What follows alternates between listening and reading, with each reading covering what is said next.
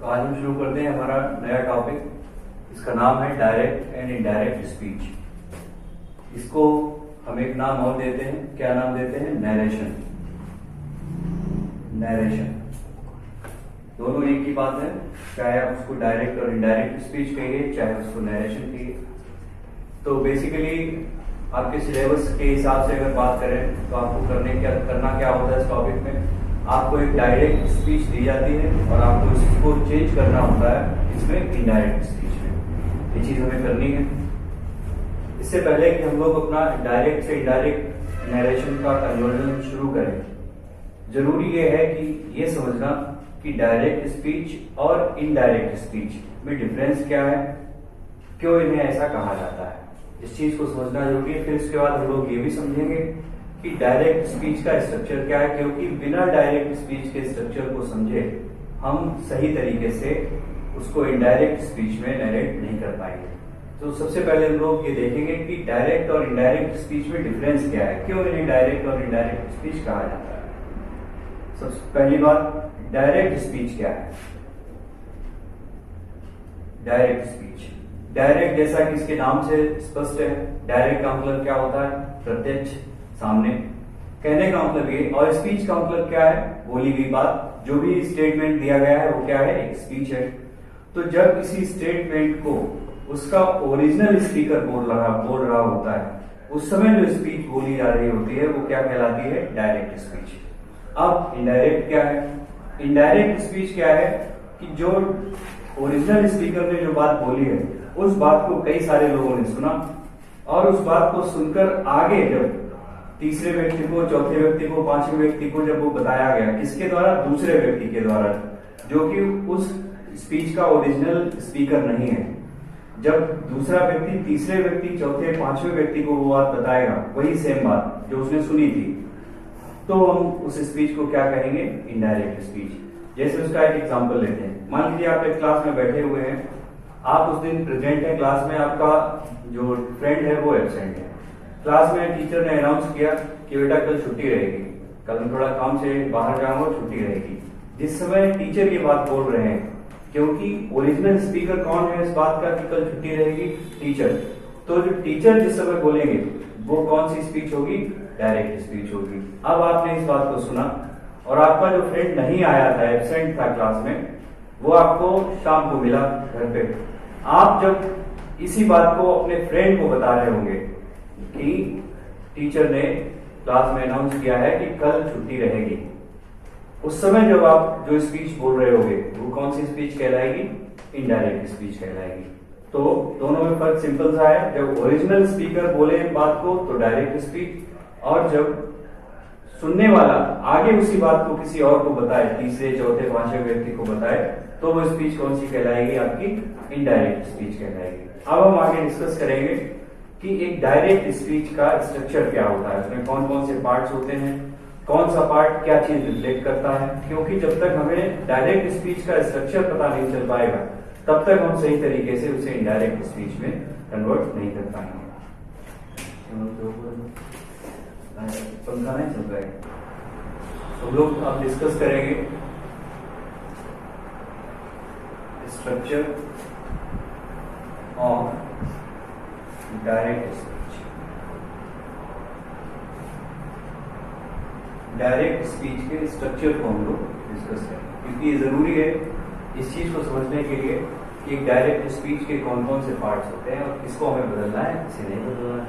देखिए, मैं एक स्टेटमेंट लिख रहा हूं, ये डायरेक्ट स्पीच है। हम लोग बहुत सिंपल सा सेंटेंस लेंगे।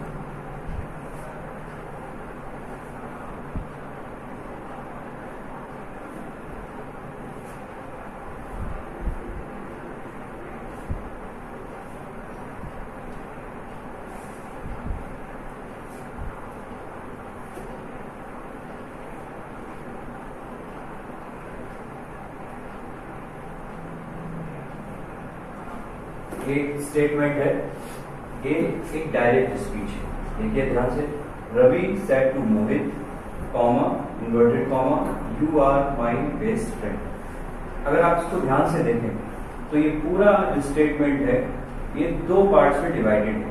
एक पार्ट इस इन्वर्टेड कॉमा के अंदर है, दूसरा पार्ट इन्वर्टेड कॉमा के बाहर है। एक कंफ्यूजन क्रिएट हो जाता है स्टूडेंट्स में कि एक हिस्सा आगे है और एक हिस्सा पीछे है। आप इस चीज को अपने मन में कतई ना रखिए, आगे और पीछे। ये जो इन्वर्टेड कॉमा के अंदर जो स्टेटमेंट लिखा है ये आगे की तरफ भी हो सकता है और जो बाहर हिस्सा है इन्वर्टेड कॉमा के पीछे भी दिया जा सकता है। आप केवल इस चीज को इस तरह से पहचानिए कि कौन सा हिस्सा इन्वर्टेड कॉमा के अंदर है और कौन सा हिस्सा इन्वर्टेड कॉमा के बाहर है। तो ये दो पार्ट में आपको क्लियरली दिखाई पड़ रहा है कि स्पीच, ये डायरेक्ट स्पीच है। अब इन दोनों पार्ट्स का नाम क्या है, इनका यूज क्या है और कहाँ क्या बदलना है क्या नहीं बदलना है, इसकी चर्चा हम लोग करने वाले हैं। देखिए, ये जो हिस्सा इन्वर्टेड कॉमा के बाहर आपको दिख रहा है इसे हम नाम देते हैं रिपोर्टिंग वर्ब। इसे हम क्या कहते हैं, रिपोर्टिंग वर्ब वाला हिस्सा। शॉर्ट में हम इसे क्या कहते हैं, RV, रिपोर्टिंग वर्ब। और ये जो पार्ट इन्वर्टेड कॉमा के अंदर आपको दिख रहा है इसे हम लोग नाम देते हैं reported speech. Reported speech. Speech इसे क्यों कहा गया, क्योंकि असल में बोलने वाले ने सुनने वाले से जो बात कही है वो कुल मिलाकर यही है, क्या, you are my best friend. जो बोला गया है वो एक्चुअली ये है, ये हिस्सा है। इसीलिए हमने इसे क्या कहा, रिपोर्टेड स्पीच, बोली गई बात। ठीक, तो ये जो इन्वर्टेड कॉमा के बाहर है वो है रिपोर्टिंग वर्ब या RV। जो इन्वर्टेड कॉमा के अंदर है वो है रिपोर्टेड स्पीच, या शॉर्ट में हम इसे लिखेंगे RS। इन्हीं नामों से हम इन्हें जानेंगे। आगे जब हम लोग रूल्स लिखेंगे तो इन वर्ड्स का यूज होगा, RV और RS। आपको ये पता होना चाहिए कि RV की बात हो रही है तो कौन सा पार्ट और RS की बात हो रही है तो कौन से पार्ट की बात हो रही है। अब आगे चलते हैं। अब हम लोग ये जानेंगे कि RV का जो पार्ट है वो हमें क्या इंफॉर्मेशन देता है, RS का जो पार्ट है वो हमें क्या इंफॉर्मेशन देता है। देखिए, RV का जो पार्ट है वो हमें क्या बताता है,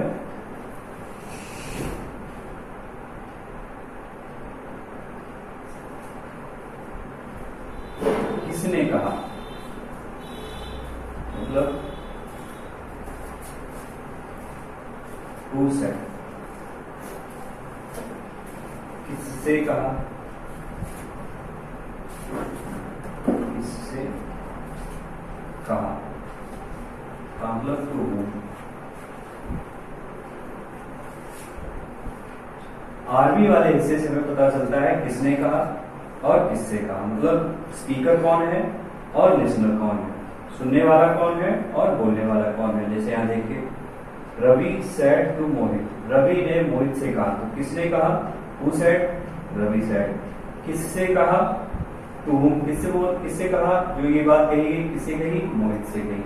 तो हमें बोलने वाले और सुनने वाले की बारे में इंफॉर्मेशन मिलती है कौन से हिस्से से, RV से। अब देखिए, RV को अगर हम डिवाइड करें 3 पार्ट्स में, असल में ये ओरिजिनल सेंटेंस है, रवि सेड टू मोहित, जिसमें सब्जेक्ट भी है, वर्ब भी है और ऑब्जेक्ट भी है। देखिए, रवि क्या है आपका सब्जेक्ट, क्योंकि वही बोल रहा है तो उसे हम क्या मानेंगे, सब्जेक्ट कहेंगे। मोहित कौन है यहाँ पर, जिससे कहा गया वो कौन कहलाएगा, वो कहलाएगा आपका ऑब्जेक्ट। और ये जो बीच में आपका बचा है सेड टू, ये क्या कहलाएगी, ये आपकी वर्ब। आप ये चीजें 3 याद रखेंगे कि RV वाले पार्ट को हम 3 पार्ट्स में डिवाइड करते हैं। किन 3 पार्ट्स में, सब्जेक्ट, वर्ब और ऑब्जेक्ट। जिसने कहा वो सब्जेक्ट है, जिससे कहा वो ऑब्जेक्ट है, और जो वर्ब बीच में यूज हुई है, सेड टू यूज हो, से टू यूज हो, सेज यूज हो, विल से यूज हो, जो भी वर्ब यूज हो वो आपकी वर्ब कहलाएगी। किसकी वर्ब, RV की वर्ब। एक चीज यहाँ पर सुनिए, कभी कभी ऐसा हो सकता है कि इस RV वाले पार्ट में ऑब्जेक्ट न दिया गया हो। क्यों ना दिया गया हो, कि कई सारे स्टेटमेंट्स ऐसे होते हैं जिनमें सुनने वाला कौन है ये स्पेसिफाई करना जरूरी नहीं होता है। जैसे क्लास में कोई अनाउंसमेंट किया जाता है तो वो जनरली क्लास में प्रेजेंट सारे स्टूडेंट्स के लिए होता है, उसमें ये लिखने की जरूरत नहीं है कि the teacher said to the students of the class, ये जरूरत ही नहीं है। क्यों, केवल हमें लिखना कितना है, द टीचर सेड, क्योंकि जब अगर टीचर बोल रहा है तो सुनने वाले कौन होंगे, स्टूडेंट्स होंगे क्लास के, उसमें किसी एक बच्चे का नाम तो लेना नहीं है। जैसे कहा गया, अध्यापक ने कहा, टीचर ने कहा कि कल सब लोग अपनी अपनी फीस लेकर आएंगे, तो फिर ये बात किसी एक पर्टिकुलर स्टूडेंट से तो नहीं बोली जाएगी। एक तो ये तो जनरल अनाउंसमेंट है, उसमें किससे कहा बताना जरूरी नहीं है, इंपॉर्टेंट नहीं है। तो जब जरूरी नहीं है तो हम वहां यहाँ पर लिखेंगे भी नहीं, तो हम केवल कितना लिखेंगे, the teacher said comma inverted comma all of you must bring your fees tomorrow. हो गया। ये बताया ही नहीं हमने किससे कहा, क्योंकि स्पेसिफिकली किसी बच्चे से कहा नहीं गया। जब विशेष रूप से किसी का नाम लिया जाएगा तो वो यहाँ आ जाएगा। इसलिए कभी कभी ऐसा हो सकता है कि आरबी के हिस्से में आपको ऑब्जेक्ट लिखा हुआ ना मिले, लेकिन आरबी के हिस्से में सब्जेक्ट हमेशा होगा और वर्ब हमेशा होगी। इन दोनों के बिना तो बात ही नहीं हो सकती। तो ये तो हुआ आपका आरबी का पार्ट। अब हम चलते हैं हमारे सेकेंड पार्ट पर। इस पार्ट का नाम हमने क्या रखा है, रिपोर्टेड स्पीच, RS। इस हिस्से से हमें क्या पता चलता है, क्या क्या कहा, मतलब स्टेटमेंट।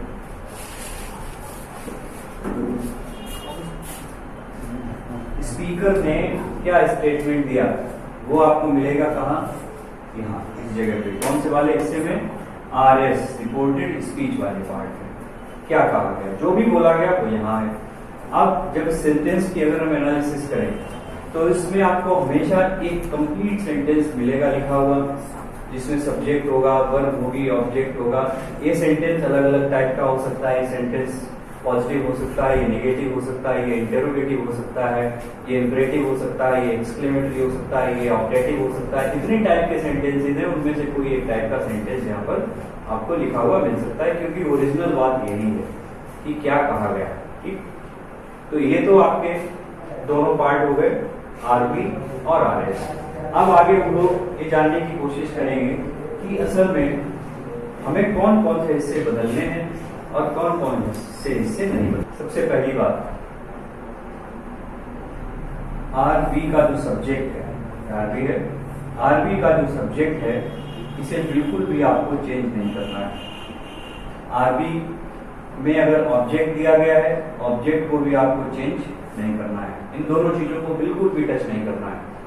ठीक, ये दोनों बात कंफर्म हो गई कि ना तो हमें आरबी जो भी है, आरबी का जो सब्जेक्ट है उसे चेंज करना है, और आरबी का जो ऑब्जेक्ट है उसे भी चेंज नहीं करना है। अब रही बात क्या क्या बदलना है।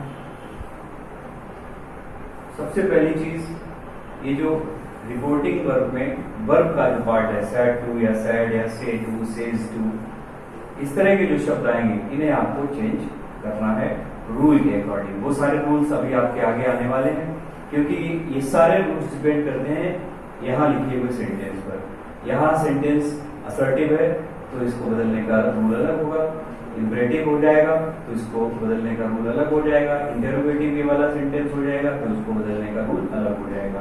तो वो जरूरत के हिसाब से बदल कर लिखा जाएगा।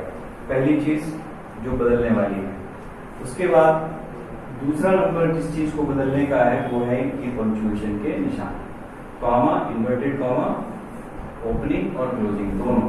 ये दोनों चीजें आपको चेंज करनी है, बदलनी है, और इनकी जगह पर क्या लिखना है वो भी चीज डिपेंड करती है इस सेंटेंस के टाइप पर।